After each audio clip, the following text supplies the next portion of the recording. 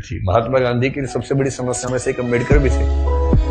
अंग्रेज तो थे ही थे, उनसे बड़ी समस्या ये है कि यार अंग्रेजों को भेजो ना, समाज क्यों बदल रहे हो। और ध्यान रखना 1936 है, इस समय डॉक्टर अम्बेडकर ठीक ठाक पावरफुल हो चुके थे, अच्छी खासी प्रसिद्धि उनको मिल चुकी थी। महात्मा गांधी की सबसे बड़ी समस्याओं में से एक अम्बेडकर भी थे। अंग्रेज तो थे ही थे, उनसे बड़ी समस्या ये है कि यार अंग्रेजों को भेजो ना, समाज क्यों बदल रहे हो।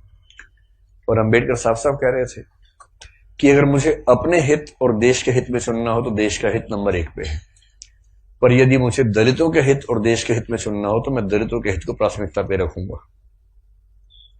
क्योंकि अगर अंग्रेज चले गए ऐसे ही तो यहां के सवर्ण हमें छोड़ेंगे नहीं, और दलितों की पराधीनता अंग्रेजों के आने से पहले ज्यादा थी, अंग्रेजों की उपस्थिति के समय कम पराधीनता थी। आपको गुस्सा तो आता होगा अम्बेडकर में कई बार, क्या ये कैसा आदमी था, है ना, लेकिन आप तर्क सुनेंगे तो दंग रह जाएंगे, तर्क अच्छे हैं। और मजे की बात है कि भारत की संविधान सभा में अम्बेडकर जितनी पढ़ाई पूरी संविधान सभा में एक भी मेंबर ने नहीं कर रखी थी। केवल एक BN राव थे जो एडवाइजर थे, उनके पास ठीक ठाक पढ़ाई थी, उन्हें छोड़ दें, बाकी सब मिट्टी के मतलब पेंदे टाइप के थे, प्यादे थे उनके सामने। पढ़ाई लिखाई का जो लेवल अम्बेडकर साहब का है वो किसी का नहीं है। तो कुछ लोग मैंने देखा कि सवर्ण मानसिकता के कुछ लोग अम्बेडकर को देशद्रोही घोषित करना चाहते हैं इन्हीं कथनों से कि दलित प्रश्न और देश के प्रश्न में दलितों को प्राथमिकता दूंगा तो बुरा मान जाते हैं। और उन्हीं से आप पूछो कि अगर हिंदू का प्रश्न हो और देश का प्रश्न हो, किसी प्राथमिकता दोगे तो हिंदू, हिंदुस्तान है, मजाक समझते हो तो हिंदुस्तान है बोलते हैं, हिंदुस्तान है। मुसलमान तो आए हैं, जा भी सकते हैं, लेकिन हिंदुस्तान है। तो अंबेडकर उस समय पावरफुल हो चुके थे, और अंबेडकर को मैं तो बड़ा सलाम करता हूं इस सेंस में। आमतौर पर वंचित वर्ग में जब कोई पढ़ लिख लेता है ना, अपने वर्ग से कन्नी काट लेता है। रिजर्वेशन का सबसे बड़ा दुख ये है, रिजर्वेशन का सुख ये है कि वंचित वर्गों के लोग आने लगे हैं सत्ता में, और जैसे ही एक गांव से एक बच्चा, दलित बच्चा IAS बनता है ना, पूरा गांव IAS बन जाता है। आरक्षण के वित्तीय लाभ केवल उस व्यक्ति को मिलते हैं जिसको आरक्षण मिला है, पर सामाजिक राजनीतिक लाभ पूरे गांव, पूरे कुनबे, पूरे कस्बे, पूरे शहर को मिलते हैं। कि हमारे गांव का चंदू IAS बना है, और चंदू वर्ग में मान लीजिए SC या ST में आता है, उस दलित जाति के उस गांव के और आसपास के 100 गांव के सब व्यक्तियों के पास कॉन्फिडेंस आ जाता है। कुछ बिगड़ा, चंदू को फोन लगा दिया, चंदू बिटवा देखिए जरा। अब पुलिस वाले ने रोका, लाइसेंस के लिए, रुको बात करवाते हैं, ऐसे करके कह रहे किसको फोन करो, चंदू को फोन करो। तो छोड़ दो कोई बात नहीं, आप जाओ, आप गाड़ी कैसे भी ले जाओ, सिर के ऊपर रख के ले जाओ, कोई बात नहीं, हम कुछ नहीं बोलेंगे।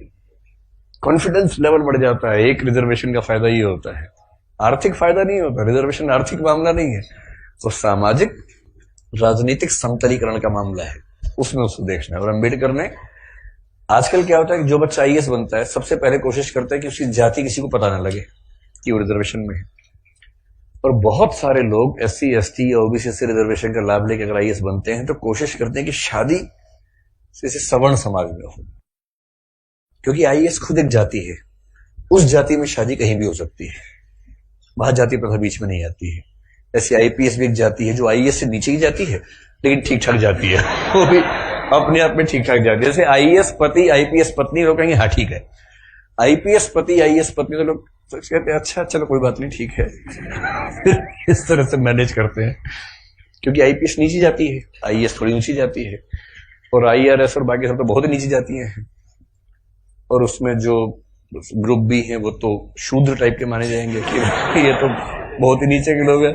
बेशक UPSC ने सफलता दी हो, पर ये नहीं चलेंगे, इनके 10 नंबर कम आए थे, इनको बाहर करो यहाँ से एक प्रकार की जाति व्यवस्था वहां भी। तो दलित चेतना जो अम्बेडकर की वजह से, अम्बेडकर का सम्मान क्यों करना चाहिए कि वो इतना पढ़ने लिखने के बाद भी चाहते तो वो भी एक शानदार जिंदगी जी सकते थे, उनको मिल ही रही थी भाई। वो PCS ऑफिसर थे बड़ौदा में, मजाक छोड़ना है, नागपुर में शायद। और जब नागपुर में वो सिविल सेवक बनकर आए, फेलोशिप वहीं से मिली थी पढ़ने के लिए, जब वापस लौटे तो उनको PCS अधिकारी बनाया गया। तो उनको कहा कि आप यहां रहना शुरू कीजिए और काम संभाल लीजिए।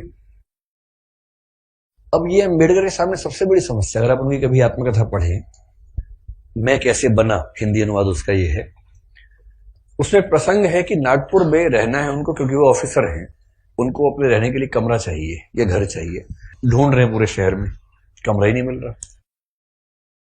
लोग पहले पूछते हैं जाति कौन सी है, वो बताते हैं कि महार जाति का हूं, तो भाई कमरा नहीं है हमारे पास, हम किसी दलित को कमरा देंगे ही नहीं अपना। ये 1920-30 के दौरान नागपुर शहर की बात है। फिर वो कह रहे कि कई कमरे खारिज होते गए। एक और घर में गए, एक कोई दूसरा ऑफिसर था, वो दिखा रहा था, दोस्त के रूप में हेल्प कर रहा था, तो वहां मालिक ने पूछा ही नहीं कौन सी जाति के हो, इन्होंने बताया भी नहीं, ढिंडोरा क्यों पिटेंगे, उससे पूछा नहीं, उन्होंने बताया नहीं, कमरा मिल गया, रहने लग गए। और फिर वो देखते हैं कि एक दिन अचानक सुबह उठा तो बहुत शोर मचा हुआ था, मुझे लगा पता नहीं क्या हो गया, खिड़की से नीचे देखा तो हजारों की भीड़ हाथ में डंडे भाले हथियार लेके खड़ी हुई थी। उनको पता लग गया था कि एक दलित आदमी इस घर में रहता है और वो भीड़ मेरा कत्ल करने के लिए आई थी। और उसके बाद कुछ दोस्तों की मदद से पता नहीं पीछे के दरवाजे से कहां से किसी तरह से उनकी जान बचा के भगाया गया उनको। इस दौर से वो गुजरे थे। ये उसी देश की बात चल रही है, सारे जहां से अच्छा हिंदुस्तान हमारा, हम बुलबुलें हैं इसकी, ये गुलसिता हमारा, उसी की बात चल रही है। किसी और देश, पाकिस्तान की बात नहीं चल रही है, उसमें पाकिस्तान था ही नहीं, पाकिस्तान पेट में था उस समय अभी हुआ नहीं था, मतलब होने वाला था, अभी नहीं हुआ था। तो उस देश की बात है। और जब वो स्कूल में पढ़ते थे तो स्कूल में पढ़ते इसलिए थे कि उनके पिता सरकारी नौकरी में थे, तो थोड़ा सा ठीक स्थितियां थी उनकी, इसलिए स्कूल में एडमिशन मिल गया।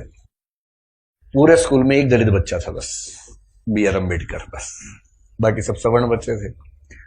अब दलित बच्चा कैसे हैंडल करे, वो पानी पीने जाएगा, पानी को छू देगा, पानी पवित्र हो जाता है, उसमें हीलियम आ जाता है हाइड्रोजन की जगह। उसके बाद जैसे दलित बच्चा छुएगा, हाइड्रोजन के गुण बदल जाएंगे उसमें। तो एक व्यवस्था थी कि भाई पानी पीने की एक जगह थी सबके लिए, एक अलग से मटका था अम्बेडकर के लिए, अलग से रखते थे दूर, उनको वहीं पीना है और मटके को हाथ नहीं लगाना है। अब कभी कभी क्या हुआ, कई बार ऐसा हुआ कि जो आदमी पानी की व्यवस्था करने के लिए तैनात था वो छुट्टी पर चला गया, एक दिन 2 दिन आया नहीं। अब इसको प्यास लग रही है, बाकी बच्चों के पास पानी पीने को, उसको पानी पीने को नहीं है। कई ऐसे दिन गुजारे स्कूल में जब उनको पीने को पानी मिलता ही नहीं था। चेतना ऐसे बनती है, ये सब झेलने के बाद बनती है।